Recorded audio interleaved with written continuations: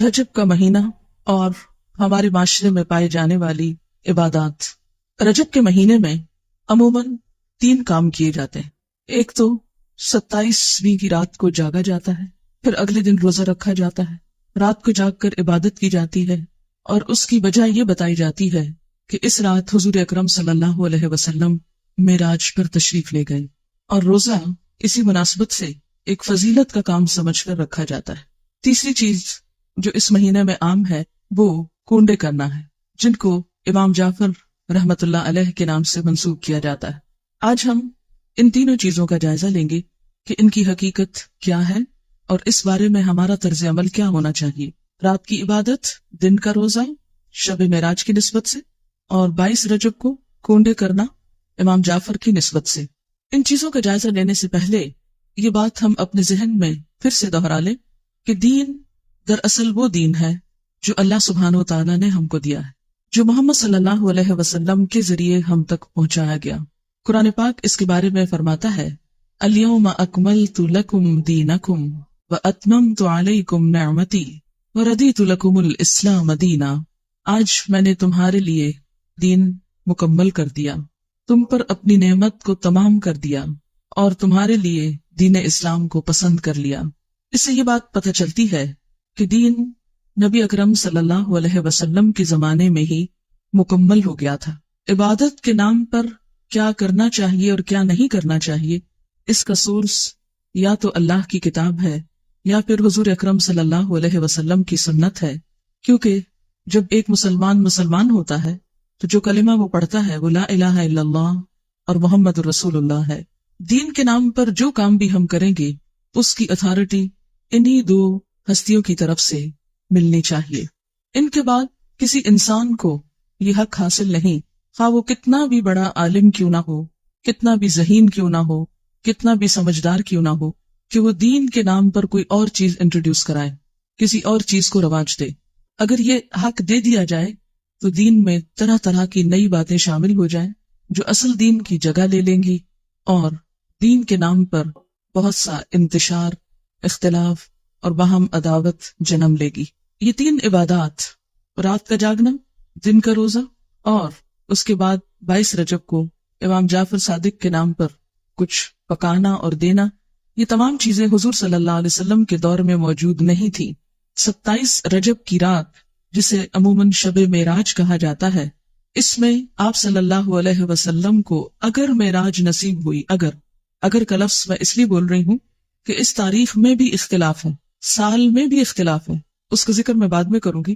اگر آپ کو معراج نصیب ہوئی بھی اس رات میں، تو آپ صلی اللہ علیہ وسلم نے اسی رات جو مخصوص عبادت کی، اس کے بعد کبھی بھی ہر سال 27 رجب کو کوئی خاص عبادت نہیں کی، نہ ہی صحابہ کرام نے کبھی 27 رجب کی رات کو کوئی شب بیداری کی یا اس کی کوئی فضیلت بتائی۔ اسی طرح جہاں تک روزے کا تعلق ہے تو روزہ بھی سنت سے ثابت نہیں ہے، عزت افزائی کی جاتی۔ تو اس سے کیا پتہ چلتا ہے کہ اس رات میں شب بیداری اور اس دن میں روزے کی کوئی حقیقت نہیں۔ اسی طرح جہاں تک امام جعفر کے نام پر جو کونڈے دیے جاتے ہیں، تو بات یہ ہے کہ یہ تاریخ نہ تو امام جعفر رحمت اللہ علیہ کی پیدائش کی ہے اور نہ ہی آپ کی وفات کی ہے، لہٰذا ان کی طرف اس کی نسبت کا کوئی ثبوت ہی نہیں ملتا یا جواز ہی نہیں ملتا۔ امام جعفر رحمت اللہ علیہ کی ولادت ایک روایت کے مطابق 8 رمضان 80 ہجری میں ہوئی، یا 83 ہجری کی روایت بھی موجود ہے، 83 یا 80، اور وفات شوال کے مہینے میں 148 ہجری میں ہوئی۔ اس لیے نہ تو ہم یہ کہہ سکتے ہیں کہ آپ کی پیدائش کی خوشی میں یہ ہو رہا ہے، اور نہ ہی یہ کہہ سکتے ہیں کہ آپ کی وفات کے ضمن میں یہ کوئی کام ہو رہا ہے۔ اگرچہ اصلاً ہی کسی کی پیدائش یا کسی کی وفات پر کچھ کھانا پکانا یا مخصوص کھانے پکانا اسلام کی روح کے مطابق ہی نہیں۔ اسلام میں صدقہ خیرات کا جو تصور ہے وہ یہ کہ انسان جب اپنے پاس کچھ مال پائے یا کسی ضرورت مند کو دیکھے تو وہ صدقہ خیرات کرے۔ اسی طرح اسلام نے صدقہ خیرات کی کچھ مخصوص شکلیں نہیں بتائیں کہ وہ حلوہ ہو یا کھیر ہو یا پوریاں ہو یا چاول ہو یا دیگ ہو یا بریانی ہو یا کوفتے ہو، نہیں، اس لیے کہ اسلام ایسی کسی تکلیف میں انسان کو نہیں ڈالتا جو انسان کے لیے نبھانا مشکل کا سبب ہو یا مشکل پیدا کرے۔ ہم دیکھتے ہیں کہ اسلام ایک یونیورسل ریلیجن ہے، وہ کسی خاص کلچر کی پیداوار نہیں، یا کسی خاص کلچر کے لیے نہیں، کسی خاص ملک یا علاقے کے لیے نہیں، ہر زمانے، ہر دور اور ہر علاقے کے لوگوں کے لیے ہے، اور اس میں ایسے احکامات ہیں کہ جو ہر علاقے کے لوگ سہولت کے ساتھ کر سکیں۔ کئی معاشرے ایسے ہیں کہ جہاں کھیر پکائی ہی نہیں جاتی، یا پوریاں بنانے کا طریقہ ہی نہیں آتا، یا کئی لوگ پوریاں بنانا جانتے ہی نہیں، تو کیا ایسے لوگ پھر اس عبادت سے محروم رہیں گے کہ جو ایک مخصوص کھانا نہ پکا سکتے ہوں؟ اس لیے جتنی بھی من گھڑت چیزیں دین میں داخل کی گئیں، ان سب کے پیچھے اسی قسم کی باتیں آپ کو ملیں گی۔ کنڈوں کی رسم کے بارے میں ایک روایت کے مطابق اس کی ابتدا 1906 میں امیر مینائی کے خاندان سے ہوئی اور امام جعفر کے نام پر شروع ہوئی، اور یہ امیر مینائی کا خاندان جیسے کہ آپ جانتے ہیں کہ لکھنؤ سے یا ہندوستان سے تعلق رکھتا ہے، تو اس رسم کی تو ابتدا بھی عرب سے نہیں ہوئی، یا جہاں اسلام کا اوریجن ہے وہاں سے نہیں آئی، تو اس کو اسلام یا دین کا حصہ یا نیکی یا عبادت آپ کیسے قرار دے سکتے ہیں؟ اگر آپ کو کسی کو بھی روح کو ثواب پہنچانا ہے، ان کے لیے صدقہ خیرات کرنا ہے، تو کوئی دن مقرر کرنے کی ضرورت نہیں، جب آپ کا دل چاہے اور جہاں آپ کا دل چاہے، جہاں آپ ضرورت سمجھے وہاں آپ کر لیں، اور صرف چند مخصوص اشخاص کے لیے ہی نہیں، اس سے زیادہ کے لیے بھی آپ کر سکتے ہیں۔ پھر اسی طرح شب معراج، جس کا تعلق حضور صلی اللہ علیہ وسلم کے آسمان پہ جانے سے ہے، اس کی حقیقت کے بارے میں اور اس کی کچھ تفصیلات کے بارے میں آپ سے بات کروں گی۔ اگر کوئی شخص اس دن کو بہت اہمیت دینا ہی چاہتا ہے تو وہ بھی اپنے عمل پر غور کرے۔ ہم دیکھتے ہیں کہ اس تاریخ کے بارے میں بے شمار اختلافات ہیں، یعنی تاریخ یا مہینہ یا سال کے بارے میں یا اس کے اجزاء کے بارے میں تقریباً 36 اقوال ہیں۔ بعض کے خیال میں یہ ربیع الاول میں ہوئی، بعض نے رمضان کا مہینہ قرار دیا، بعض نے ہجرت سے 1 سال پہلے، بعض نے 1 سال 6 ماہ کہا، بعض نے 1 سال 5 ماہ کہا، کسی نے 1 سال 2 ماہ کہا، کسی نے 3 ماہ کہا، کسی نے 1 سال 4 ماہ کہا، یعنی بے شمار اقوال ہیں اس کے بارے میں۔ ایسا کیوں ہے کہ ایک اتنا بڑا واقعہ ہوا اور اس کی تاریخ بھی صحیح معلوم نہیں؟ اس کی بنیادی وجہ کیا ہے؟ اس کی بنیادی وجہ یہ ہے کہ اسلام کے دور اول میں لوگوں کو تاریخوں سے زیادہ دلچسپی نہیں تھی، وہ تاریخیں صرف یاد رکھتے تھے حج کی یا رمضان کی، جس میں مخصوص عبادات کرنا ہوتی تھی۔ اس کے علاوہ کون کس دن فوت ہوا، کس دن پیدا ہوا، یہ چیزیں ان کے نزدیک کچھ بہت اہمیت کی حامل نہیں تھی۔ یہ کون سا واقعہ کس دن ہوا، وہ واقعے کو تو دیکھتے تھے، اس کی روح کو تو دیکھتے، لیکن اس کی تاریخ ان کے نزدیک ایک غیر اہم چیز تھی، کیونکہ ان کے ہاں دن منانے کا رواج ہی نہیں تھا۔ صحابہ کرام کے اندر ہمارے معاشرے کی طرح دن منانا، اینیورسریز اور اسی طرح برسی اور ولادت کے دن، یہ تمام چیزیں اس کلچر کا حصہ نہیں تھی، یعنی اسلامی کلچر کا۔ بیسیکلی اسلام میں جو اہم دن ہیں جیسے عیدیں ہیں یا مہینے ہیں، رمضان اور حج کا مہینہ ہے، یا اسی طرح کچھ اور مہینوں کی فضیلت ہے جیسے محرم کے روزوں کی فضیلت ہے، یا ذی الحج کے ابتدائی عشرے کے روزوں کی فضیلت ہے، یا شعبان کے روزوں کی فضیلت ہے، یا ہر مہینے 3 دن ایام 20 کے روزے کی بات آئی ہے۔ یہ دن تو شریعت نے خود مقرر کر دیے، لیکن اس کے علاوہ باقی چیزیں بعد کے دور میں پیدا ہوئی، ان کو دین کا حصہ بنا لینا اور ان کے اوپر اس طرح پابندی سے عمل کرنا جیسے نماز کی پابندی کی جاتی ہے، تو یہ دین میں نئی روایات پیدا کرنے کے برابر ہوگا۔ اگر ہم ایک مشہور روایت کے مطابق مان ہی لیں کہ یہ رات معراج کی رات ہے، تو آئیے دیکھتے ہیں کہ معراج کی رات میں آپ صلی اللہ علیہ وسلم کو کیا کچھ دکھایا گیا۔ آپ نے بنیادی طور پر اچھے اور برے کام کرنے والوں کے انجام دیکھے۔ تو احادیث کی کتابوں میں معراج کے بارے میں جو کچھ ملتا ہے اس کی تفصیل آپ کے سامنے رکھوں گی تاکہ اس سے ہم کچھ سبق لیں، کیونکہ وہ ایک سبق آموز واقعہ ہے، اور ان اعمال سے بچیں جن پر سزا آپ صلی اللہ علیہ وسلم نے دیکھی اپنی آنکھوں سے، اور وہ کام کرے جن پر جزا آپ صلی اللہ علیہ وسلم نے اپنی آنکھوں سے دیکھی۔ قرآن پاک میں اللہ سبحانہ وتعالی نے فرمایا، سبحان الذی اسری بعبدہ لیلا من المسجد الحرام الی المسجد الاقصی الذی بارکنا حولہ لنریہ من آیاتنا انہ هو السمیع البصیر۔ سورۃ بنی اسرائیل۔ پاک ہے وہ خدا جو اپنے بندے کو رات ہی رات مسجد حرام سے مسجد اقصی تک لے گیا، جس کے آس پاس ہم نے برکت رکھی ہے تاکہ ہم اسے اپنی قدرت کے بعض نمونے دکھائیں۔ یقیناً اللہ تعالیٰ ہی خوب سننے والا اور دیکھنے والا ہے۔ ان آیات میں جس واقعے کی طرف اشارہ ہے وہ واقع اسراء کے نام سے مشہور ہے۔ اسراء کا لفظی معنی ہے رات کو سفر کرنا، رات کو چلنا۔ اس میں بنیادی طور پر مسجد حرام سے مسجد اقصی تک جانے کی بات ہے۔ احادیث کی کتابوں سے پھر مسجد اقصی سے آگے آسمانوں تک جانے کی بات ہے۔ اس سفر کا مقصد کیا تھا؟ قرآن پاک میں آیا ہے لِنُرِيَهُ مِنْ آیاتنا، تاکہ ہم آپ صلی اللہ علیہ وسلم کو اپنی نشانیاں دکھائیں، اپنی آیات دکھائیں۔ تو پھر اگر ہم مانیں کہ معراج رجب میں تھی اور اس رات میں تھی، تو اصل چیز تو پھر وہ واقعہ ہے جو پیش آیا، اور پھر واقعے میں بھی صرف واقعہ نہیں، اس کا مقصد کہ کیوں یہ واقعہ پیش آیا، اور وہ واقعے کا مقصد کیا ہے؟ لِنُرِيَهُ مِنْ آیاتنا، تاکہ ہم آپ صلی اللہ علیہ وسلم کو اپنی نشانیاں دکھائیں۔ آپ نے دیکھی، ہم کو بتائیں، ہم کو بھی دیکھنی چاہیے کہ آپ نے کیا دیکھا، ہم کو معلوم ہونا چاہیے۔ اسی طرح سورۃ النجم میں اس واقعے کی طرف کچھ اشارہ ملتا ہے وَالنَّجْمِ إِذَا هَوَى مَا ضَلَّ صَاحِبُكُمْ وَمَا غَوَى وَمَا يَنطِقُ عَنِ الْهَوَى إِنْ هُوَ إِلَّا وَحْيٌ يُوحَى عَلَّمَهُ شَدِيدُ الْقُوَى ذُو مِرَّةٍ فَاسْتَوَى وَهُوَ بِالْأُفُقِ الْأَعْلَى ثُمَّ دَنَا فَتَدَلَّى فَكَانَ قَابَ قَوْسَيْنِ أَوْ أَدْنَى فَأَوْحَى إِلَى عَبْدِهِ مَا أَوْحَى مَا كَذَبَ الْفُؤَادُ مَا رَأَى أَفَتُمَارُونَهُ عَلَى مَا يَرَى وَلَقَدْ رَآهُ نَزْلَةً أُخْرَى عِندَ سِدْرَةِ الْمُنْتَهَى عِندَهَا جَنَّةُ الْمَأْوَى إِذْ يَغْشَى السِّدْرَةَ مَا يَغْشَى مَا زَاغَ الْبَصَرُ وَمَا طَغَى لَقَدْ رَآى مِنْ آيَاتِ رَبِّهِ الْكُبْرَى۔ ان آیات میں آپ صلی اللہ علیہ وسلم کے آسمانوں کی طرف جانے کا اور وہاں پر سدرۃ المنتہا اور اس کے آس پاس کی چیزوں کو دیکھنے کا اشارہ ملتا ہے، اور اس کے بھی آخر میں جو بات فرمائی گئی وہ کیا ہے؟ لقد رأى من آیات ربہ الکبریٰ۔ آپ صلی اللہ علیہ وسلم نے دیکھی کیا؟ اپنے رب کی بڑی بڑی نشانیاں۔ اور آپ کو معراج کیوں کروائی گئی تھی؟ آسمانوں پہ کیوں لے جایا گیا؟ یہ سب منظر کیوں دکھایا گیا؟ تاکہ آپ عین الیقین کچھ حقائق کو ملاحظہ فرمائیں اور پھر واپس آ کر لوگوں کو بتائیں اور لوگ ان سے فائدہ اٹھائیں۔ اس کا ترجمہ ہے قسم ہے ستارے کی جب وہ جھکے کہ تمہارے ساتھی نے نہ راہ گم کی ہے اور نہ ٹیڑھی راہ پر ہے اور نہ اپنی نفسانی خواہش سے کوئی بات کہتے ہیں۔ یعنی یہ پہلے ہی وضاحت کر دی گئی کہ آپ اپنی کوئی من گھڑت دل کی باتیں نہیں کرتے۔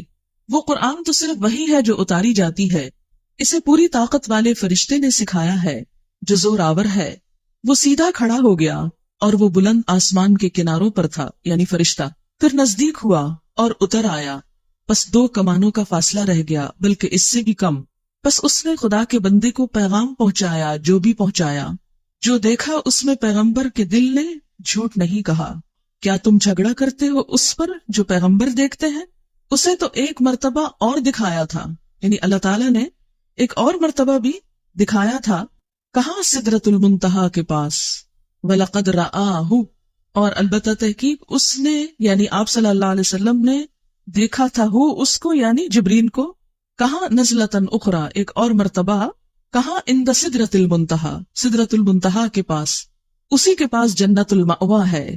جبکہ سدرہ کو چھپائے جا رہی تھی وہ چیز جو چھپا رہی تھی، نہ تو نگاہ بہکی نہ حد سے بڑھی۔ یقیناً اس نے، یعنی آپ صلی اللہ علیہ وسلم نے اپنے رب کی بڑی بڑی نشانیوں میں سے بعض نشانیاں دیکھی تھی۔ یہ تو ہے قرآن کا بیان، لیکن باقی تفصیلات کہ وہ نشانیاں کیا تھی، قرآن نے صرف کیا ذکر کیا کہ نشانیاں دیکھی۔ وہ نشانیاں کیا تھی وہ احادیث کی کتابوں میں ہیں۔ اب ان کے بارے میں تھوڑی سی روایات میں آپ کے سامنے پڑھوں گی، اور اس کی روشنی میں ہمیں معراج اور رجب کو دیکھنا چاہیے اور اپنے اعمال کی طرف نظر کرنی چاہیے۔ صحیح بخاری میں حضرت انس بن مالک سے مروی ہے کہ معراج والی رات میں جبکہ بیت اللہ شریف سے آپ کو بلایا گیا، آپ کے پاس 3 فرشتے آئے جبکہ آپ سو رہے تھے۔ ان میں سے اگلے نے پوچھا کہ ان سب میں سے کون ہیں؟ درمیان والے نے جواب دیا کہ یہ سب سے اچھے ہیں۔ تو سب سے آخر والے نے کہا بس پھر ان کو لے چلو، یعنی آپ اور لوگوں کے قریب سوئے ہوئے تھے، اسی لیے فرمایا کون ہے، پہچان کے پھر آپ کو لے چلے۔ اس رات میں صرف اتنا ہی ہوا، آپ نے انہیں دیکھا نہیں۔ دوسری رات پھر یہ تینوں آئے، اس وقت بھی آپ سو رہے تھے، لیکن آپ کا سونا اس طرح کا تھا کہ آنکھیں سو رہی تھی اور دل جاگ رہا تھا۔ تمام انبیاء کی نیند ایسی ہی ہوتی ہے۔ اس رات انہوں نے آپ سے کوئی بات نہیں کی اور آپ کو اٹھا کر زمزم کے پاس لٹایا۔ سینہ گردن تک خود جبریل علیہ السلام نے اپنے ہاتھ سے چاک کیا۔ یہ شق صدر کا واقعہ دوسری مرتبہ ہوا، ایک مرتبہ بچپن میں بھی. اور سینہ اور پیٹ کی تمام چیزیں نکال کر انہیں اپنے ہاتھ سے زمزم کے پانی سے دھویا. جب خوب پاک صاف کر چکے تو آپ کے پاس ایک سونے کا تشت لایا گیا جس میں سونے کا ایک بڑا پیالہ تھا جو حکمت اور ایمان سے پر تھا. اس سے آپ کے سینے کو اور گلے کی رگوں کو پر کر دیا، پھر سینے کو سی دیا. اس دور میں تو یہ بات جب آپ نے بتائی تو لوگوں کے ایمان ہل گئے اور لوگوں کو سمجھنے بھی مشکل ہو گئی. اگر اس دور کے لوگوں کو یہ بتایا جاتا کہ 1400 سال بعد کچھ لوگ ایسے پیدا ہوں گے جو عام انسانوں کے بھی سینے چیر کر ان کے دل نکال کر بدلیں گے تو ان کے ایمان شاید متزلزل ہو جاتے اور کوئی یقین نہ کرتا. آج اگر انسان نے یہ مہارت حاصل کر لی ہے تو فرشتوں کے لیے یہ کام آخر کیوں مشکل ہے جو زمین سے آسمان اور آسمان سے زمین تک آتے جاتے ہیں. مسلم کی روایت ہے کہ پھر آپ کے پاس ایک تیز رفتار سواری لائی گئی جس کا نام براق تھا، جو صحیح معنوں میں برق رفتار تھا. منتہائے نظر پر ایک قدم رکھتا تھا، یعنی اس کا ایک قدم کہاں ہوتا تھا کہ جہاں نگاہ جا کے ٹکتی تھی، ایک یہاں اور ایک وہاں، یعنی اتنا تیز رفتار. حضرت جبریل علیہ السلام نے اس کو پکڑ کر حضور صلی اللہ علیہ وسلم کو سوار ہونے کے لیے کہا. آپ نے سوار ہونے کا جب ارادہ کیا تو وہ براق کسی قدر شوخی اور تیزی کرنے لگا. حضرت جبریل نے اس کے کان میں کہا کہ تجھے معلوم ہے کہ آپ صلی اللہ علیہ وسلم سے زیادہ مکرم اور محترم کوئی نہیں جو تجھ پر سوار ہوا. یہ سن کر براق ارق ارق اور پسینہ پسینہ ہو گیا. اب یہ ترمذی کی روایت ہے، لہٰذا یہ مختلف کتابوں کی روایات کا مجموعہ ہے. جہاں جہاں جو آئے گی روایت اس کتاب کا نام بھی میں کوٹ کرتی جاؤں گی تاکہ کبھی آپ کو ریفرنس کے لیے دیکھنا ہو تو دیکھ سکے. آپ صلی اللہ علیہ وسلم اس پر سوار ہو گئے. حضرت جبریل آپ کے رفیق اور ہم رکاب ہوئے. امام بہقی نے حضرت ابن عباس سے بیان کیا ہے کہ رسول اللہ صلی اللہ علیہ وسلم نے فرمایا شب معراج میں ایک مقام سے مجھے نہایت ہی اعلیٰ اور مست خوشبو آنے لگی. میں نے پوچھا یہ خوشبو کیسی ہے؟ جواب ملا کہ فرعون کی لڑکی کی مشاطہ کہتے جو کنگھی کرتی، جیسے پارلر میں کام کرنے والی جیسے لڑکیاں ہوتی، تو اس کے دربار میں یہ ایک بیوٹیشن تھی، وہ سمجھیں یا مشاطہ، اور اس کی اولاد کے محل کی ہے. فرعون کی شہزادی کو کنگھی وغیرہ کرتے ہوئے اس کے ہاتھ سے اتفاقاً کنگھی گر پڑی تو اس کی زبان سے بے ساختہ بسم اللہ نکل گیا. اس پر شہزادی نے اس سے کہا اللہ تو میرا باپ ہی ہے. فرعون کہتا تھا نا انا ربکم الاعلی، میں تمہارا بڑا رب ہوں. تو اس نے جواب دیا نہیں، اللہ وہ ہے جو مجھے اور تجھے اور خود فرعون کو روزی دیتا ہے. اس نے کہا اچھا کیا تو میرے باپ کے سوا کسی اور کو رب مانتی ہے؟ اس نے جواب دیا کہ ہاں، میرا اور تیرا اور تیرے باپ کا رب اللہ ہے. اس نے اپنے باپ فرعون سے کہلوایا، یعنی بتایا اس کو، تو وہ بہت ناراض ہوا. اسی وقت برسر دربار بلوا بھیجا اور کہا کیا تو میرے سوا کسی اور کو اپنا رب مانتی ہے؟ اس نے کہا ہاں، میرا اور تیرا رب اللہ ہی ہے جو بلندیوں اور بزرگیوں والا ہے. فرعون نے پھر اسی وقت حکم دیا کہ تانبے کی جو دیگ بنی ہوئی ہے اسے خوب تپایا جائے. جب وہ بالکل آگ جیسی ہو جائے تو اس کے بچوں کو اس میں ایک ایک کر کے ڈال دیا جائے، خود اسے بھی اسی میں ڈال دیا جائے. فرعون کے بارے میں قرآن میں آتا ہے نا انہو طغی، سرکش ہو گیا ہے اور بہت شدید قسم کی سزائیں دیتا تھا اپنے لوگوں کو. چنانچہ وہ گرم کی گئی. جب وہ آگ جیسی ہو گئی تو حکم دیا کہ اس کے بچوں کو اس میں ڈال دیا جائے. اس نے کہا بادشاہ ایک درخواست میری منظور کرو، وہ یہ کہ میری اور میرے بچوں کی ہڈیاں ایک ہی جگہ ڈال دینا. فرعون نے کہا تیرے حقوق میرے ذمے کچھ ہیں اس لیے یہ منظور ہے، نہیں تو ہماری خدمت گار ہے اس لیے تمہاری یہ بات پوری کر دوں گا. جب وہ اور اس کے بچے اس میں ڈال دیے گئے اور سب جل کر راکھ ہو گئے تو سب سے چھوٹے بچے کی باری آئی جو ماں کی چھاتی سے لگا ہوا دودھ پی رہا تھا. فرعون کے سپاہیوں نے جب اسے گھسیٹا تو اس نیک بندی کی آنکھوں تلے اندھیرا چھا گیا. خدا نے اس بچے کو اس وقت زبان دی. اس نے بآواز بلند کہا اماں جان افسوس نہ کرو، ذرا برابر بھی پسو پیش نہ کرو، حق پر جان دینا ہی سب سے بڑی نیکی ہے. چنانچہ اسے صبر آ گیا، اسے بھی اس میں ڈال دیا گیا اور آخر میں ان بچوں کی ماں کو بھی رضی اللہ عنہم اجمعین. یہ خوشبو کی مہکیں اسی کے جنتی محل سے آ رہی ہیں. آپ نے اس واقعے کے ساتھ ہی بیان فرمایا کہ 4 چھوٹے بچوں نے گہوارے میں بات کی تھی. ایک تو یہی بچہ، ایک وہ جس نے حضرت یوسف کی شہادت دی تھی، اور ایک وہ بچہ جس نے حضرت جریج ولی اللہ کی پاک دامنی کی شہادت دی تھی. ان پہ الزام لگا تھا. اور حضرت عیسیٰ ابن مریم علیہ السلام، اس کا ذکر تفسیر ابن کثیر میں موجود ہے. اس کے بعد براق لایا گیا دوبارہ. آپ اس پر سوار ہو کر آسمان تک پہنچے، پہلے آسمان تک. جبریل علیہ السلام نے آسمان کا دروازہ کھلوایا. فرشتوں کی طرف سے پوچھا گیا کون ہے؟ حضرت جبریل نے فرمایا میں جبریل ہوں. پوچھا گیا ساتھ کون ہے؟ بتایا کہ محمد صلی اللہ علیہ وسلم ہے. پوچھا گیا ان کے پاس پیغام الہی دے کر بھیجا گیا؟ جبریل نے کہا ہاں. یہ بخاری کی روایت ہے. یعنی پھر آپ کے لیے دروازہ کھولا گیا. بخاری کی روایت میں ہے کہ فرشتوں نے یہ سن کر کہا مرحبا، آپ بہت اچھا آئے، ویلکم. دروازہ کھول دیا گیا. آپ فرماتے ہیں کہ میں وہاں پہنچا تو حضرت آدم علیہ السلام موجود تھے. جبریل علیہ السلام نے کہا یہ آپ کے باپ آدم ہیں، ان کو سلام کیجیے۔ میں نے سلام دیا، آپ نے جواب دیا اور کہا مرحبا فرزند صالح، نبی صالح۔ بخاری کی روایت میں ہے پھر مجھ کو جبریل لے کر آگے بڑھے، دوسرے آسمان تک پہنچے اور اسی طرح سوال جواب ہوا اور دروازہ کھولا گیا۔ وہاں آپ کو عیسیٰ علیہ السلام اور یحییٰ علیہ السلام ملے جو دونوں باہم خالہ زاد بھائی بھی ہیں۔ جبریل علیہ السلام نے کہا یہ یحییٰ اور عیسیٰ علیہ السلام ہیں، ان کو سلام کیجیے۔ میں نے سلام کیا، دونوں نے جواب دیا۔ پھر کہا کہ مرحبا برادر صالح اور نبی صالح، اور پھر اسی طرح ان سے کچھ باتیں ہوئی اور ان کو برادر اس لیے کہا گیا، بھائی اس لیے کہا گیا کہ آپ ان کے ڈسینڈنٹ نہیں، یعنی وہ دوسری نسل سے ہیں۔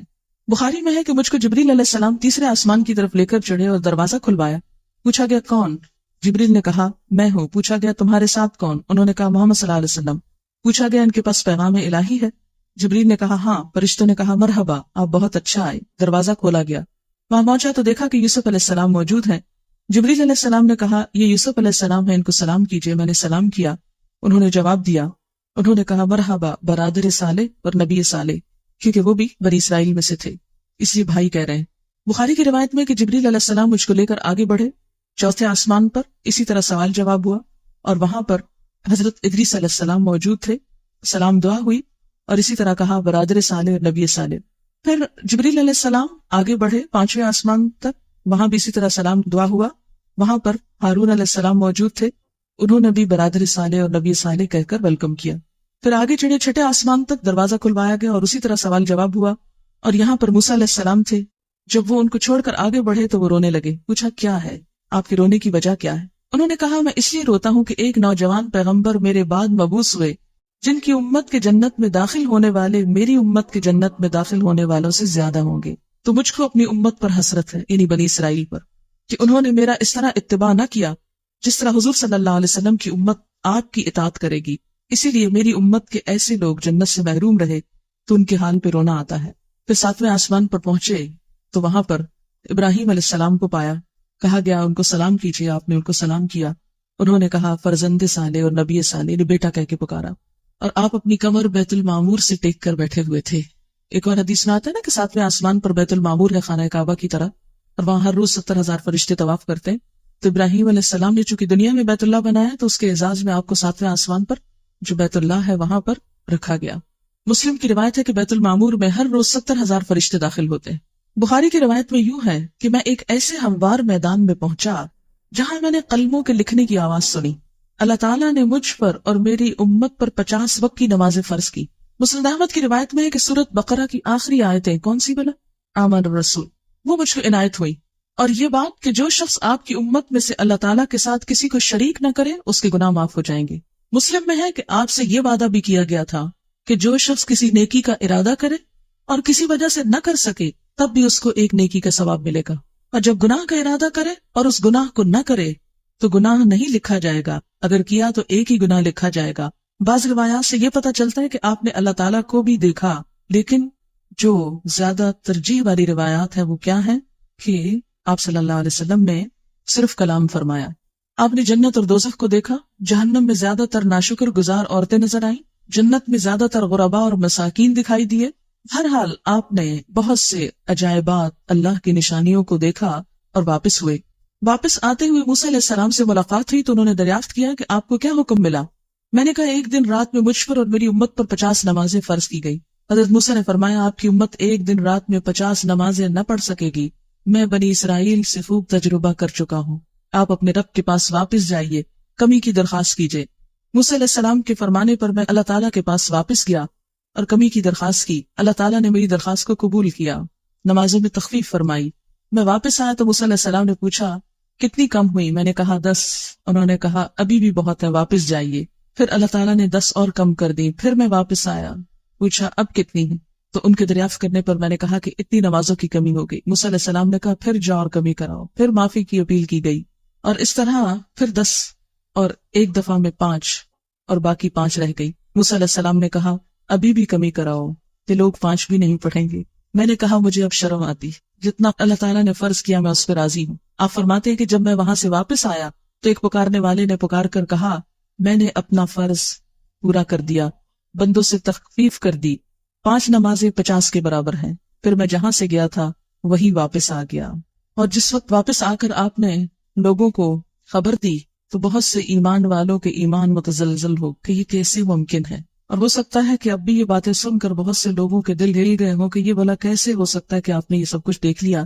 بات یہ ہے کہ مشکل اسی وقت ہو سکتی ہے جب انسان اللہ تعالیٰ کی قدرت پر شک کرے، اور اگر اس بات کا یقین ہو کہ اللہ کے ہاں کچھ بھی مشکل نہیں، کن کہہ کہ وہ کچھ بھی کر سکتا ہے، کسی سے کرا سکتا ہے، ایک اشارے میں اوپر سے نیچے اور نیچے سے اوپر تہ و بالا ہر چیز کو کر سکتا ہے۔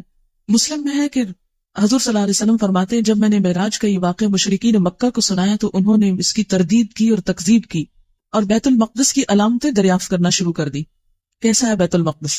تو اللہ تعالیٰ نے بیت المقدس کو میرے سامنے ظاہر فرمایا، اور جو جو باتیں اور نشانیاں مشرکین دریافت کرتے میں دیکھ دیکھ کر بتاتا جاتا۔